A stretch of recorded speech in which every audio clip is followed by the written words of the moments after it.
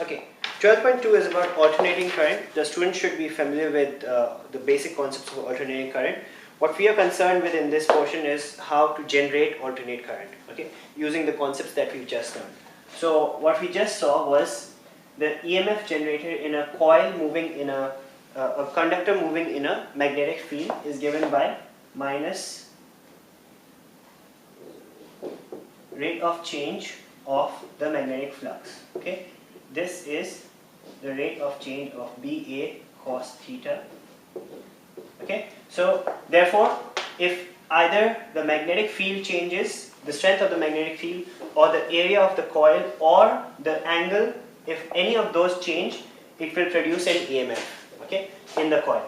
And the faster it changes, the bigger the produced EMF. Okay. Now, the easiest way to produce EMF then would be to keep a coil of a certain area in a steady field and change the angle of that coil. So by rotating the coil in the field. So what we'll do is we will keep the magnetic field and the area constant, and we will change the angle cosine theta. Okay. So this will become, okay, so let's say the coil is being rotated at an angular frequency omega, where omega is the rate of change of the angle with time. So therefore we can write this theta here as omega t. This will become BA omega sine omega t. Okay. So the EMF generated will be BA omega sine omega t. Okay. So what this means is that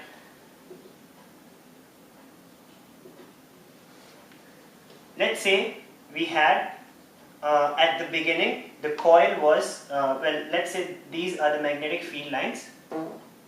Okay, if the coil is placed in this fashion, at that time the angle that the normal makes with the B field is 0 degrees, and therefore the coil is able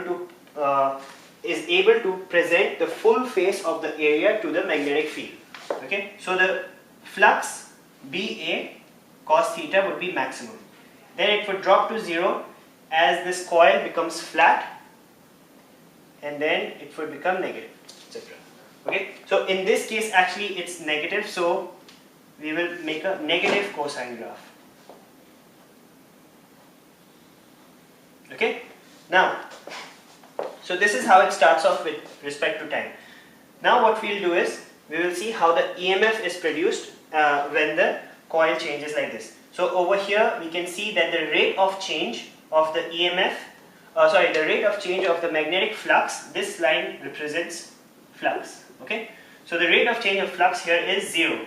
Okay, and that corresponds with sine of omega t over here being 0, right? So the sine curve starts over here at 0. At the point when the coil is actually parallel to the field, okay, that's the time when the rate of change of flux is the maximum. You can see that the actual value of flux is 0, but the rate of change is maximum at this point. And that's the point when the induced EMF will be maximum. Just like how we see in the graph over there, it's a sinusoidal curve. Okay, so this curve represents the EMF.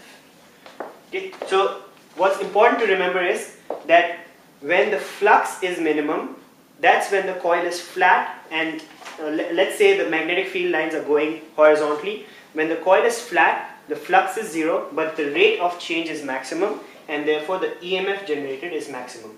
When the coil is presenting its full face to the magnetic field, that's when the flux is maximum, but the rate of change is 0. Okay, and therefore the EMF generated is also 0. And why is that? Because when it's flat, the number of the wires that are cutting, the wires on the coil are actually cutting the magnetic field lines at 90 degrees. But over here, the wires, when they're moving parallel to the magnetic field, and therefore there is no flux generated. Okay? So 12.2 actually uses this concept in the application of a generator. You can go through the details of this with the student. The students have qualitatively gone through this before in IGCSE, so it should not be something new to them. What should be a little new is figure 1217 on page 10, which is basically what we've just explained over here. Notice that since the EMF is given by BA omega sine omega t, this means that if I increase the angular velocity, velocity of this coil, basically make it rotate faster, not only will it increase the frequency, okay, it will increase the frequency, it will also increase the amplitude, okay. So therefore, because the amplitude is given by BA omega over here, right? So therefore, increasing the angular frequency will increase the frequency of the EMF produced and also the amplitude of the EMF produced. This is important for the examinations. Now, okay, so the portion here in 12.2.3 is basically describing this. They have replaced omega with 2 pi f and seen how increasing the frequency increases not just the frequency of the wave, the frequency of the EMF generated, but also the amplitude. Following this are a few examples using this concept. Okay, the student should be able to understand this qualitatively as well as quantitatively. Okay, 12.2.4 discuss what is meant by root mean squared value of an alternating current or voltage. So once this kind of an EMF is produced or a voltage is produced, the current would also be alternating. This, if you connect this EMF in a circuit, the current produced will be an alternating current. So you can see the derivation of how they've gotten root mean squared values of current and voltage given the power, how the power changes on pages 12 and 13. But just for another way of understanding this, let's say my current varies with time in a sinusoidal fashion. Okay, my RMS value is called the root. IRMS is basically root mean squared. So what you do is you take the square of this graph. Okay, the square of this graph would look something like this. Okay, then you take the mean value of that square. Okay, and since the area under this mean value, if you take the rectangle made by the two axes and the mean value, this area is equal to the area under the square graph. So what you want to do is take the under root of that, so that you get the average value for the original graph, okay, negating the negative value. So this will be the average value considering the negative values to be positive as well. Okay, so this value will give you the average value of the original graph per time period. Okay, and that's called the IRMS. Now, when you do this process, for all sinusoidal graphs, the value of IRMS is always related to the peak value. Okay, so let's say the peak value here is I naught.